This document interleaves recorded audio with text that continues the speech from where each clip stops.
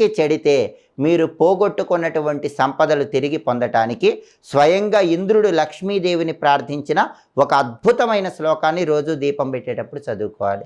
ఆ శ్లోకం ఏంటంటే, నమస్తే సర్వలోకానాం జననీం అబ్జ సంభవాం శ్రియమున్నిద పద్మాక్షీం విష్ణువక్ష స్థలస్థితాం. ఇది శ్లోకం.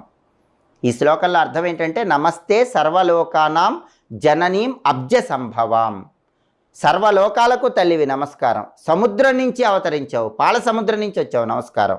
శ్రియమున్నిద పద్మాక్షిం. శ్రియం అంటే సంపద.